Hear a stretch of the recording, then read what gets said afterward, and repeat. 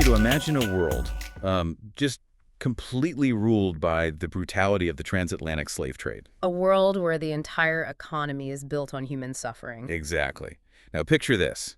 Right in the middle of that system, you have a fully self-governed, militarized, free nation. And it doesn't just survive for a year or two. No, it thrives. For Yeah. nearly a century. This place was the Quilombo dos Palmares. Today, we're doing a deep dive into the life of the warrior king, who became its ultimate uncompromising symbol of resistance against that Portuguese colonial machine. Zumbi dos Palmares. Zumbi. Our mission is to take the material you provided and really trace his life from his paradoxical capture and education all the way through his rise as this brilliant military strategist. And that final absolute rejection of any kind of selective freedom. Okay, let's unpack this. And you really can't overstate the context here. It's absolutely crucial for understanding the sheer scale of this defiance. It's talking about colonial Brazil. Colonial Brazil, which was basically the engine of global slavery, it received an estimated, 4.8 million enslaved Africans over the centuries? All to fuel the sugarcane plantations. Right. And the existence of Palmares wasn't just some side effect. It was a direct, organized, functioning counterstate. A complete rebuttal. An ideological and a physical rebuttal to everything the Portuguese stood for. So let's really set the stage. Let's establish the geography of that rebellion. When we talk about Colombos, what made Palmares the one that, everyone remembers? Well, Colombos in general were these self-governed communities. They were built by people who had escaped enslavement. So they were places of refuge. More than that, places of spiritual renewal, successful agriculture, and this is critical, intense martial training. Palmares just stands out because of its sheer longevity and its size. And that longevity really came down to strategic location, didn't it? I mean, it wasn't just a matter of running away and hoping for the best. Oh, not at all. The location was actively chosen for its defensive capabilities. Palmares was situated deep inside the rugged Serra da Barriga region. So they were using the terrain. Exactly. Yeah. The dense forests, the mountains, the sheer difficulty of getting there was its first line of defense. It was a natural fortress. And the scale, it's just so hard to grasp. You hear a word like settlement, and you think of a small village. But that's not what this was. Palmares was a highly organized federation of multiple settlements. These were called macombos. With a capital city. Yes, Yeah. The central capital was Macaco. And the records, they show a population estimated somewhere between 20 and 30,000 people at its peak. That's larger than many colonial towns of the time. Oh, absolutely. They had sophisticated internal organization, functioning economies, even diplomacy. This wasn't just survival. This was nation building. And to keep that nation going for almost 100 years, their military had to be, just completely superior given the constant threat. Their defenses were legendary, and it's because they were so intimate with the landscape, they didn't build stone walls. They used what was there. Right. Strategic defenses like camouflage trenches, complex traps, layers of lookouts. They blended traditional African martial arts with this incredible mastery of guerrilla warfare. Hit-and-run tactics. Hit and run, night raids, total mobility. They didn't just repel attacks. They engineered spectacular defeats of Portuguese forces. They became almost mythical. And that organizational powerhouse is where Zumbi dos Palmares was born in 1655. And the start of his life, it's what gives his future leadership such a unique perspective. It's a really foundational piece of his legend, yeah. While he was still a very young child, he was captured during a raid. A Portuguese raid. A Portuguese raid. He was pulled right out of his free homeland. And this leads to that incredible, almost unbelievable education. I mean, he wasn't just thrown back into the sugar fields. No. He was handed over to a Catholic priest, Father Antonio Melo. So he was raised, essentially, inside the colonial power structure. He was baptized Franciscan. Baptized Francisco, and he received a formal education in Latin Portuguese religion. What's fascinating here is that this experience gave Zumbi this unique, detailed insight into the language, the strategic thinking. The whole mindset of the colonizers. The entire theological justification they used for their brutality. He learned how his enemy thought, how they talked, the exact words they used to justify everything. It must have created this incredible psychological duality. He knew both worlds. Absolutely. I mean, just imagine it. You're internalizing Latin grammar, but you know that the people teaching you are funding their schools with the enslaved labor of your family. That dissonance. That intellectual dissonance, however unintentional on the priest's part, gave Zumbi an unparalleled strategic advantage when he eventually had to choose a side. And he made that choice at age 15. The sources are pretty clear. He escaped. He rejected that life. He chose his birthright. He made the journey all the way back to Palmares, rejoined the community, and just immediately dedicated himself to military training. So he brought his knowledge with him. That knowledge he gained in captivity, combined with the rigorous warrior culture of Palmares, it allowed him to rise so rapidly.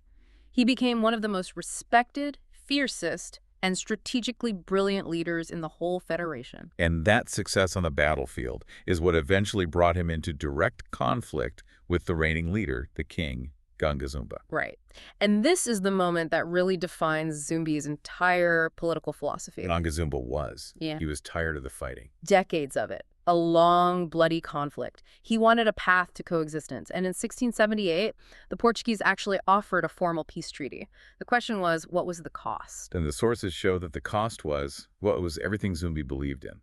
The terms were designed to look like a win for Gangazumba, but they were a complete betrayal. They were a trap. The treaty offered freedom and land, but, and this is the key, only for the people currently living in Palmares. So a selective freedom. Exactly. It also required them to relocate closer to colonial centers, which would have neutralized their strength. And most damning of all, it explicitly left all other enslaved people across Brazil in bondage. It would have legitimized the whole system. It would have ratified it, yeah, with just one small exception. Here's where it gets really interesting, because Zumbi saw this as a moral and strategic disaster. Yeah. He just fundamentally rejected the idea of selective freedom. He refused to accept freedom for his own people if it meant, tacitly endorsing the continued enslavement of every other African, every other indigenous person in Brazil. He was making a stand for universal liberation. He was. The historical spirit of his position, you could paraphrase it as, freedom is not a conditional gift you negotiate for. It's a fundamental right that you take. And that single uncompromising stand, it caused this irreparable split. And Zumbi, he ultimately became the new king of Palmares. He did. And in doing so, he elevated the Quilombo from just a safe haven to a full-fledged anti-slavery liberation movement. With a global vision. Absolutely. Zumbi's commitment ensured that Palmares became one of the world's earliest, most successful, and longest-lasting liberation movements, fighting for everyone's freedom. So under Zumbi's command, the fighting just intensified. The Portuguese had to have understood that as long as Palmares was there, every enslaved person in Brazil had a destination. A hope.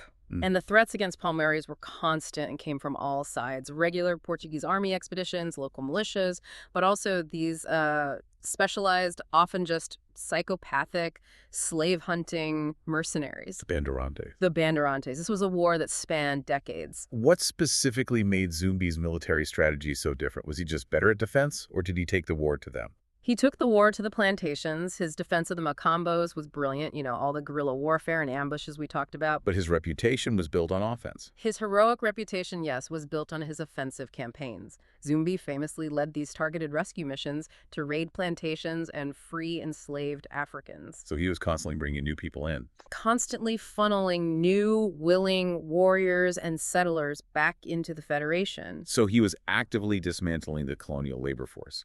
That made him an existential threat to the Portuguese economy. Precisely. Every single person Zumbi freed was not just a win for Palmares, it was a unit of labor lost for the colonizers. This level of successful, organized resistance, it eventually drove the Portuguese to absolute desperation. They realized conventional attacks weren't going to work. They weren't enough. They needed annihilation. And annihilation came in the form of one of the most ruthless men in colonial Brazil, the Bandeirante Domingos Jorge Velho. This sounds like the final boss battle of history. It really was. Velho was hired specifically for his brutality and his effectiveness. In 1694, the Portuguese put together this massive combined force. The biggest one yet. Probably the largest ever sent against Palmares. And they came with heavy artillery and siege weapons, which Palmares hadn't really been able to counter before. So tell us about that final confrontation at Macaco. It was a long, brutal siege. The Portuguese used their artillery to just pound the fortified walls of the capital. And despite the ferocious resistance that Zumbi and his warriors led, the defenses were finally breached. And Macaco fell. Macaco fell. Its people were scattered, captured, or killed. The nation of Palmares, after almost 100 years of freedom, was effectively destroyed. But Zumbi himself, he was still free. He survived the fall, and he kept fighting. He did. He retreated into the forest, kept up a small-scale, desperate resistance for almost another year. He became like a ghost in the mountains, constantly evading them. But he was betrayed? Tragically, yes. He was eventually betrayed by one of his own men, ambushed, and finally captured. He was killed on November 20th, 1695. The Portuguese knew they had defeated the man, but they hadn't defeated the idea. They tried desperately to crush the symbol he had become. Oh, they absolutely did. They tried to perform this act of political theater to quash any remaining hope. Zumbi's body was mutilated, and his head was publicly displayed in the city of Recife. With a very specific goal. An explicit goal: to prove he was mortal. They wanted to show the enslaved population that their heroes could die, that the fight was over. But the act backfired. Spectacularly. It had the exact opposite effect. That colonial violence, it just cemented Zumbi as a martyr. He went from being a powerful leader to an immortal icon of resistance and cultural survival for the entire Afro-Brazilian community. The memory was stronger than the man. The memory of Zumbi proved far, far stronger than the spectacle of his death. And that memory is why his story is still so powerful today. Yeah. It's not just in history books, it's in the culture. You see it in art forms that were themselves born from that same resistance. Yes, definitely. If we connect this to the bigger picture, just think about capoeira. Palmares was built on this fierce martial tradition. After it fell, the ability to train publicly just vanished. So it had to go underground. It had to be hidden. Capoeira emerged, an art form disguised as a dance. It was a way to secretly maintain those fighting skills and that collective memory Zumbi represented, hidden in plain sight. And his legacy isn't just history. It's enshrined nationally in Brazil. That's right. November 20th, the day he was killed, is now celebrated as Black Consciousness Day in Brazil. A national day. A national day recognizing Afro-Brazilian heritage, celebrating their immense contributions and the ongoing struggle against racial injustice, placing Zumbi right at the center of modern conversations about liberation. So what does this all mean? Zumbi dos Palmares was a leader who was handed a deal. It would have saved him, it would have saved his close followers, but he rejected it. He rejected that compromise to fight for universal human rights. His story isn't just about escaping slavery. No, it's a profound statement on the moral bankruptcy of selective freedom. And what really stands out here is the cost. Zumbi and the people of Palmares, they paid the ultimate price for holding that line on non-negotiable freedom. He represents this fierce, unrelenting collective memory of the African diaspora in the Americas. Showing that real liberation. It requires an absolute refusal to be compartmentalized or compromised. So here's a final thought for you to carry forward. Zumbi's story shows that Palmares was not just a big settlement. It was a sovereign, functioning free nation that lasted for nearly a century against overwhelming colonial power. That alone is an incredible feat.